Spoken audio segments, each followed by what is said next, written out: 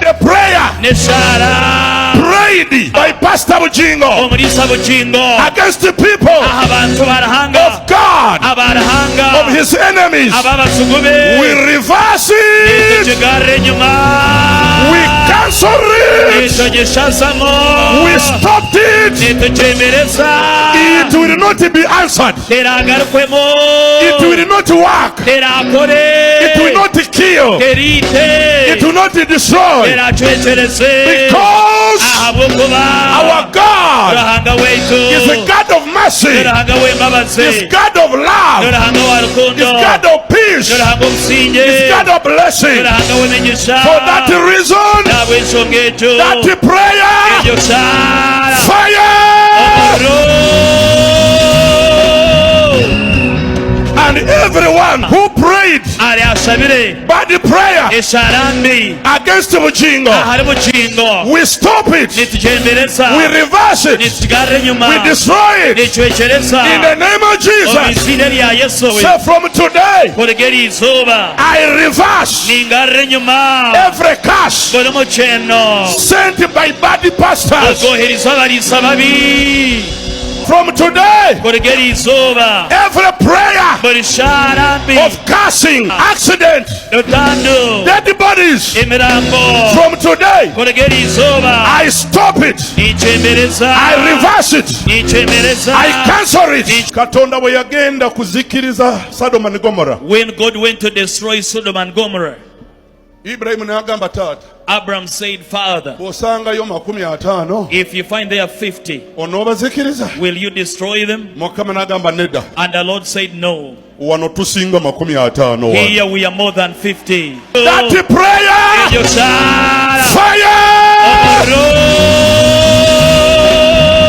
Bujingo yaloka chenda, yaloka chinana. Nyoka zimwa chinana. Ekitegeeza. Ekirukumanyisa. He's a junior officer. Ni junior officer. I'm a general officer. Yewendi general officer. I can reverse his prayers. Nimbasagari nyimeshara ze. Pastor Bujingo. Omulisa Bujingo. I have stopped your prayers before they are answered. Bonna be wakulumide Katonda bawadde omukisa. Bonna bochendere Ruhanga yabaho omugisha. Na bonna bakukolimide Katonda akuwadde omukisa. Na bonna bakuchendere Ruhanga yakweresa omugisha. So change the way you pray. Bujingo hindura omulingo gw'okushabamu. Because spiritually you are still junior. Ahabw'okuba munsi y'omwoyo okiri omwana. Agana nawe ani yalwana ne Mukama n'awangula, ani yalwana ne Mukama n'akola dro, ani yalwana ne Mukama n'abaako kyakola. Yanukuza omuliro, yanukuza omuliro ku busimu bwabwe ku balikodingira, yanukuza omuliro ku kamera zaabwe ze balikodingirako, yanukuza omuliro gye bakolera script ze bawandiika, yanukuza omuliro gye bakolera script ze batwogerako, yanukuza omuliro amagezi gabe gafuula obusirusiru, basuula eddalu batambule nga bayita tembo, basuula eddalu batambule nga bayita tembo, basuula eddalu batambule nga bayita tembo, basuula eddalu Mukama abali mu Uganda n'abali ebweru wa Uganda, naye nga bakwata contract okulemesa house of prayer, nga bakwata contract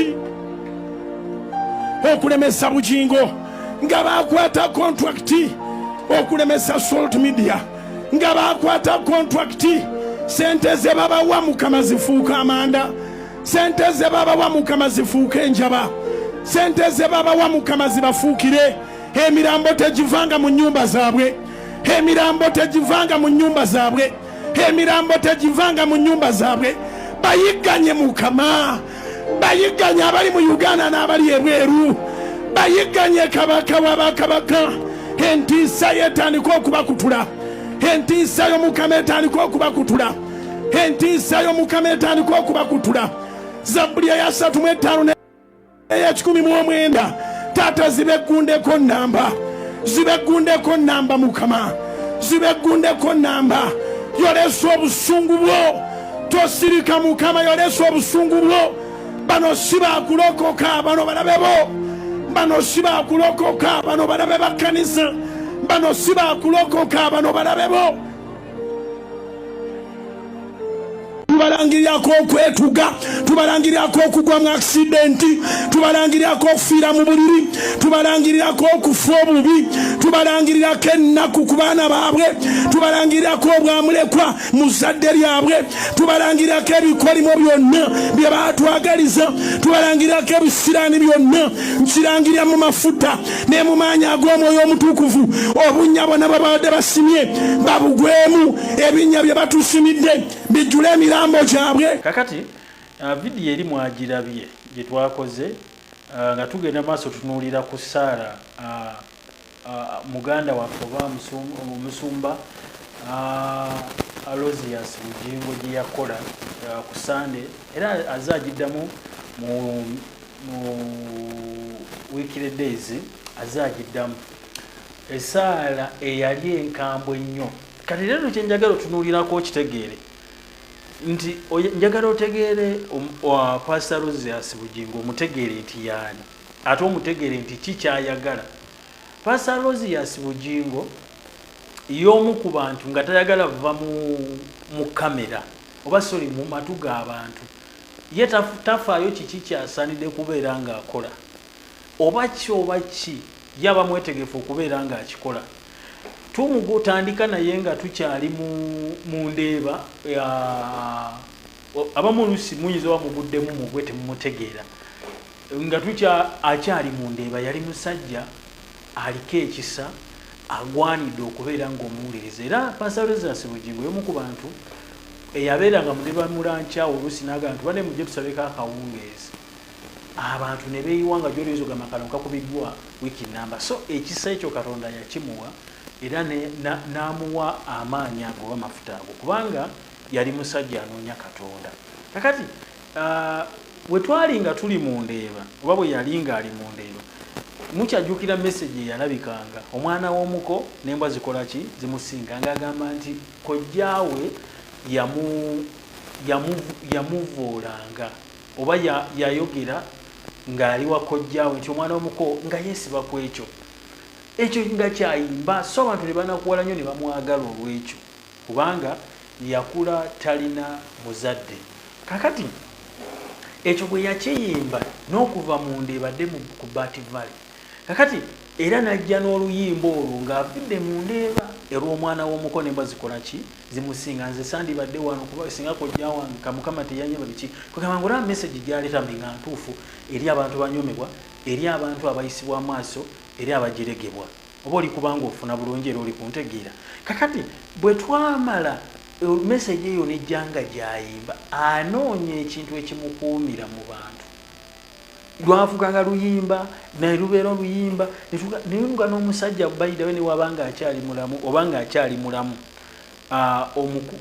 kojjaawe bambi ng'otuuka n'ogamba basebo ne bannyaba okusonyiwa kya muntu, naye ono omusajja y'omu ku muntu asobola okubeera ku nsonga n'agibeerako message nga nandi kyayina. Kati bino mbyogera lwaki? Kubanga siringa gwamuguddemu obugwi, era nandi kirina omuntu ayinza okomentinga ebitaliiyo yo yamuguddemu obugwi. Ate y'omuntu omanyi Uganda yeewunyisa, era abantu weewuunya Katonda waabwe, oli kubanga okitegeera weewuunya Katonda waabwe, kiki kyo kyali mu bulamu bwabwe atya. Omuntu walaba wali ensobi ate awaana buwaanyi n'awaana n'akola atya n'akola atya. Kakati bw'atuuka ku Bati Valley oluyimba abantu bwe bayimba baali bamanyidde mu ndeeba tebakyamuwulira, era bakubako amasimu nga bamubuuza Bugingo yaddawa, nga bakuba ku Impact FM kubanga ngenda gye nti yasibulwa mu kyaki n'abantu tegeera wa gy'ali, okuggyako abatono bali bamanyi bagenda ku Bati Valley ne bakulembera ne bakuŋŋaana naye. Musumba Aloysius Bugingo ekisa yakirina era yawulira ng'eri ku Bati Valley. Kakati azimba ekyo ekya anko omwana w'omuko n'embwa zimusa, kati atandika onnoonya ensi emutegedde etya gye biriwo kati mubalokole. Abalokole essaawa zimwe tunoonya ki kye tubuukirako ensi etumanye ddala ffe abaweereza abapya. Ate kino ekyali kirungi bane, noonya Katonda akuyimuse, noonya Katonda akukozese, Katonda akukozese. Naye abavubuka abato twagadde tubeere nga ffe tuvoola abalala ffe tuyitewo. Bwe yatuuka n'akuba Kiganda, amukuba atya olekawo otya ng'oli musumba nolekawo kati ekyo bane weewuunya n'otunula n'ogamba njogera lwaki kubanga nina kyenyinza okutegeeza nti omusajja eyali avumirira okuwasa omukazi omulala ne kijja mu nnyumba ye omusajja omu wansi yagamba tosekerera abeera akituuseeko kubanga kyabaaliko kibeera kiddawo tolowooza ng'oli mubizibu oyinajjalera nakukudaalira kati Pastor Bugingo Kiganda Bishop Kiganda we yawasa omukyalo omulala ekyo yayimbanga ekyo kyokka ng'ali ku Bativale kakati olimba abantu baga waki wave wamukataatawo Dr. Serwadda atandika okuteeka okonjera kitaawe netaleeta nsonga ntuufu paka tudde kati abuukira ekya Intelligence Council kubanga yagenda mu Intelligence waati Council oli kubanga okitegeera n'aweebuula Dr. Serwadda nga buli omu n'ategeera nti mutuufu so ye omuntu azimba ekino ng'alina kyanoonya njogera n'omuntu nga gwe omukulu obadde waakamulaba obadde wakamufollowing obadde wakamulaba ku TV ku radio walokokerawe twogera ffe kubanga omusajja twajja tumugoberera yaliko ekisa ekyenjawulo naye ekisinga okubanga kyewuunyisa nti ekisa ekyo kye yalina ate kati essaawa zino eno kisobola okubeera nga kifuuka ekizibu kitya bwakuba n'avuma Serwadda kyatamuvuma ekyo nga tekiriyo nasekeranga katuuti kandi imagine omusajja yakuzimba omusajja yakuwa platform omusajja yakulaga eri ensi yonna n'akulagayo n'akulaga nti no eriyo osobola okuba oti n'akuwa platform n'osalawo ojje obeerenga omujolonga basebo ne bannyabo yakola byonna naye ng'ebyo naanoonya ki kunoonya kintu yeekutta atya ensi omutegeera nakuba Intelligence Council nakuba obulokole obw'omusajja oli Dr. we ne bamubuuza lwaki wavaayo tali wa nsonga ki ntuufu akuumya Ekiganda bakubyemu ennyimba katuuti nga n'endiga ziyimba ennyumba ya Serwadda ekoze eki eyidde n'ennyumba ya Kiganda ekoze eki eyidde yatandika okufuula bano nti balabe be kati bambi abagoberezi ne batamanya kikyono omusajja kye yali azimba oli kubanga okitegeera naye abantu bovoola balina ettaffaali batadde ku bulokole gufuuka ekyo kyoli osanga ensi teyandikutegedde wadde onoonyeza kano naye wali akuweeseeko ku mugongo bassebo ne bannyabo njagala kutegeeza ekigambo kino nti Pastor Rosias Bugingo y'omu ku basumba abatono ayinza okukwata akayuki kano n'akasanga ku swatiyo wano n'atandika oyimbako okumala emyaka egi naye ekyo kyabwa Katonda ekyo kyaggulu kakati bwe twayimba oluyimba olwo tuze tuluyimba nga luyimba lwe luyimbibwa avuma bakitaawe olwa Bayibuli erujja omusumba Bugingo gwatanaba mutegeera y'omu ku bantu ayinza okunoonya kyayinza okubeera ng'agolokokerako ekiyinza omutegeeza saagala kuva mu bantu wakati n'ebyokukola ebyoba Katonda yabivaako era mukyajjukira nti bwe yali ajja ku Bativale nga olimba luno Mukama n'angamba esaala omukyajjukira Bugingo yingira ekibuga osabe n'abantu bonna abalokole n'abatali balokole n'angamba Bugingo soma n'antwala mu Yeremiya agamba nti ye Katonda buli muntu yenna alina omubiri waliwo ekigambo kyonna ekiyinza okumulema mujja kunsonyiwa ndi mu ofiisi naye waliwo bye bali okutereezaako mashini ze bali otereeza so waliwo sawundi eri okubanga eyitamu oba mujja kutusonyiwa olw'omusinde ogwo waliwo sawundi gye bali okubeera nga batereezaako ebweru kakati Pastor Rosias Bugingo ekigambo ekyo kyamutunda nnyo n'agamba soma abantu ng'essaala eyo yatandika oleeta essaala y'abantu bawanisa ebintu okuyigira essaala ennyo ey'okwesabira ey'okkiriza omusajja asomesa enkulaakulana ate asomesa eby'omwoyo yono gwenjogerako yono kati tudde eyayogera ku Bativale ne we yajja nti ntuukanga n'enkola n'ensaba essaala oba ekusiranya ebekola ki mba sikyali musumbawo tudde obamba toddamu kunzikiriza mpiramu kungobera tudde yessaala gyakola basebo ne bannyabo nkidamu essaala musumba Bugingo gye yakoze ng'asabira abalabe b'okufa ng'asabira abalabe b'ozzikirira ng'asabira abalabe b'osiraana essaala eyo si ya Bwakatonda era essaala eyo si ya mwoyo nkiddamu essaala eyo si ya Bwakatonda era essaala eyo si ya mwoyo. Abalabe baffe Bayibuli egamba tubaagale, omulabe wo musabirenga bulungi. Katonda yalina akasumuluzo akaggula okusasula omulabe wo, so si ggwe, so si nze essabiro lyankola obubi. Kirungi okusabira abalabe baffe obulungi, Katonda ye n'akola ekibi. Nabadde mbaga mu vidiyo eri nti gwe osobola ogaa nti Mukama akuwa omukisa naye ng'oli yakutira omwana. Mukama n'anoonya omukisa gw'osaba naye nga ye alaba asanidde kubeera nga akolwa obubi oba nga asasulwa bubi ng'alina okikungulwa. Ko Bibuli egamba nti asasula emirembe emeka? 4. Gw'okikola naye ne kikungulibwa mu baana b'abaana bo emirembe 4 nga gwo tegukola ki? Gwe yakisiga. Bayibuli ateega kyosiga kyokola atya? Kati bw'abanga muzeeyi bugingo oba musumba bugingo, essaala gy'akola kati ku katuuti, essaala yakubeera nga addiza ebizibu mu nnyumba z'abantu eyandibadde ayamba. Naye wadde Bayibuli egamba nti toganyanga mulogo kubeera mulamu, toganyanga mulogo kubeera mulamu. Wadde Bayibuli bwetyo bwegamba, kitegeeza nti tekitegeeza nti gwe omulogo oyo mugambe nti afe. No, waliwo amaanyi Katonda gatwambazza okuziza abalogo be basindika. Era buli wobeera omwana Katonda osuubira okuyigganyizibwa, naye wabaawo amaanyi goyamba nti bye basindika obutakutuukako ng'obirwanira nabe mu ssaala. Kyova olaba nti n'atali mulokole yakirabye ti naye nedda, musumba bugingo nedda, kyewakoze essaala eno nedda. Naye kubanga ffe tulina obuyinza okugobaza dayimooni, tulina obuyinza okumenyaamenya, tulina obuyinza okusazaamu buli nkola zonna ez'omubi, tulina obuyinza amaaso tugajja kwoyo atuyigganye tugateeka ku ekyo ekimukozesa. Amaaso tugajja kwoyo akusiraanya, ne tugajja kwoyo akuloga, ne tugajja kwoyo akulemesa omulimu, ne tudiringa n'ekyo kyasindika ekimukozesa. Noga ekimukozesa tukimenya. Kubanga tosobola mmenya mukama wo ti mukama wange muziyiza, mukama wange abadde ayagala okungoba. Odiringa n'ekyo ekibaluwa kye bakusindikidde. Bwe bakuwa nti oli mulwadde wa kansa, odiringa n'ekyo. Kati omusajja eyali asomesa enjiri ng'akuwa tayimu osabe, ng'asabye abantu abatali balokole nate mukama naga nti saba abalokole nate baki. Kati ate abatali balokole basindikira ebintu bibaddire mu nnyumba za kuba bamuyigganya.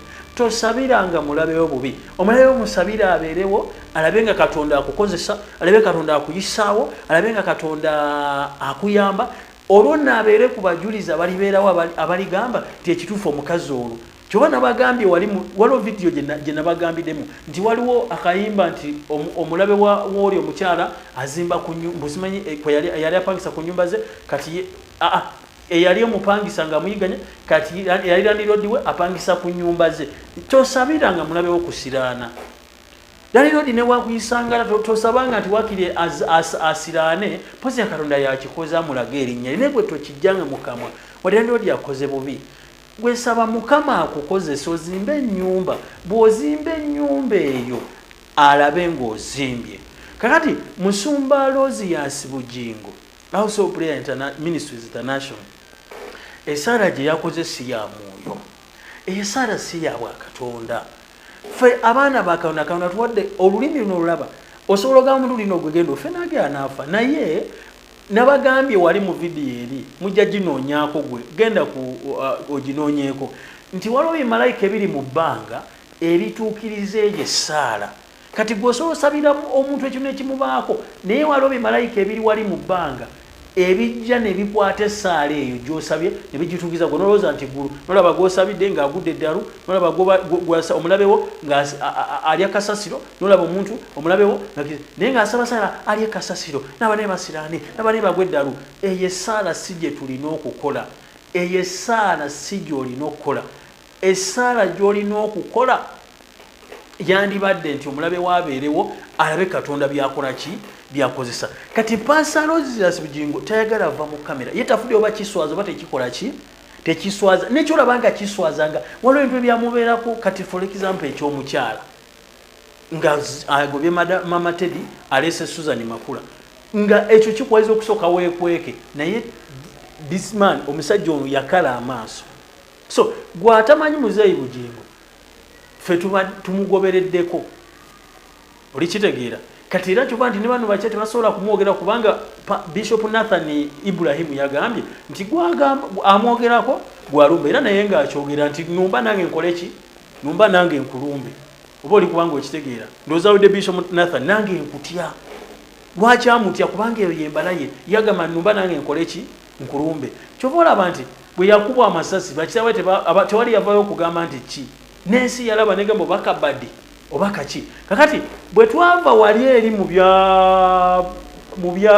bya Dr. Swadolo UCC bakomyeko gavumenti yanoonya ensi weyinza okugira era weyakwata ensi yagala ewulire oli kubanga okitegeera kati bwe yamala okulumba ekyo n'alumba ekya bayibuli n'azikuma faya n'azookya yazookya era n'agamba nazookyeza yakyogera mu nnini yazikuŋŋaanyisa abantu muzireete ne bazikuŋŋaanya entumbu yalabwako naye bino oluusi bya mwoyo bali abagenda mu kooti bagenda nga bagenze oluusi nga bo bandwanira mu mubiri kyeyakola kyali kya mwoyo naye ne bagenda balwanire mu mubiri kakati awo yabakubira gundi so nga kyangogira kyobola nti nebizibu tebimuweddeeko notuuka kati ssaawa zino ng'alina obulumi ng'akaaba ekyokubi kyesaagala neerabire nti y'omu ku bantu abatono babasumba ayagala omusaasira ne waba ali mu nsobi nkiddamu muzeeyi Alozias Bugingo y'omu ku bantu abaagala omusaasira newankubadde ng'ali mu nsobi era akulaga nti bali balabe kankuwa example ino akaseera weyayogera nti mami Teddy n'amuswaza n'amulaga buli kimu n'alaga obwerere bw'omukyala bantu yayagala ensi emusaasire era ttiimu zaakolebwa ttiimu eri ne ttiimu eri naye ng'ekyo si kirungi nti gwe okola ensobi yagaba kusaasire mu nsobi yo nga kyokoze si kirungi by the way oli kubanga okitegeera newankubadde ekiri nange nakivumirira yakubanga ekya Olegosti okubeera mu bayibuli nekino ekya nnyiri obutawera kati nze ekyennyiri obutawera ekyo nange nakyagala lwaki kubanga ennyiri obutawera mu bayibuli osome bayibuli ng'ennyiri teziwera nga si kirungi nga musajja alina point waliwo agamba kisajja kirina point kisajja kikubye point naye ngaesajja kikuba point nga gundi ene twala Bible Society Uganda Bible Society naga muli ludda bayibuli zino fuluma bayibuli okujjanga ennyiri teziwera bayibuli okujjanga ennyiri tezikola ki ng'ennyiri teziwera so basebo ne bannyabo ekyo ngolaba kituufu naye ekyo nga tekikuŋŋaanyisa kino oli kubanga okitegeera newankubadde nga omuntu asobola okukutuma n'akugamba nti twala ebbaluwa eno ye n'asoma nenyini yaga kino kyakyuseemu nekino kyakyuseemu kyoba nti no waliwo ebigambo bijja ne bakugamba ebyogundi se yabyogedde nga nawe omanyi ese yakoze wano bakyusizaawo ne wano bakyusizaawo ne wano bakyusizaawo kati ekyo kyamuteekesa ensi omumutegeera yanoonya ensi entegedde etya ye kasaanoonya oli kubanga okitegeera tulina okusaba omwoyo oguli mu balokole omubi omwoyo oguli mu balokole tutenda bansi kubeera na mutima mubi naye omutima omubi guli mu balokole omutima ogw'obutayagaliza omuntu alina kyakufudde gweoyagala okozesa kamera oyagala okozesa kulumba oli omumenyi omuse wansi ye gundi y'omukubo ono nti gwatalumya empozi nga taliiyo oli kubanga okitegeera okulumba siwadde n'okumba bakiga n'okumba bakayanja si kyekituufu nga badde bulimba gye bali abolumba naye waaki olumba bano genda obatuukire lwaki tobatuukirira oli kubanga okitegeera lwaki tobatuukirira lwaki tobatuukirira okubategeeza abalungi abatuwuliriza era abatulaba olunaku olwaleero tukyaddeko ewa Sheikh Ashraf Dembe sebo nsanyusa okubalaba amannya agange nze Sheikh Ashraf Dembe akola ku bizibu by'enjawulo omuntu singa aba alina ebirwadde musomereddwa tunywa amazzi ga lukuya nga bw'obadde ogalaba tugenda abantu ku kyoto ne twokya emizimu emibi egibabaamu n'okulomba edduwa abantu singa abeera ng'ali wano atuuse nsobola okumulombera edduwa ne waba atatuuse nga mpadde amannya ge naye ng'ali wala maneetaaze enamba yange yeeno eri 0707363711 nammwe bannyinaffe abali ebweru oyagala okuba nti oyagala okulombera ku dduwa ng'olina ebizibu viza zibuze amaka gakolongotana sente zikola zimpita mu ngalo ojja kumpeereza ekifaananyi kyo n'amanyago ebyo byokka bijja kummala nja kukulombera edduwa ojja kutereera olunaku olusembayo mu mwezi mba n'edduwa eyawamu ffenna n'abalwadde bange abakadde n'abapya. Salaamu alaikum warahmatullahi wabarakatuh.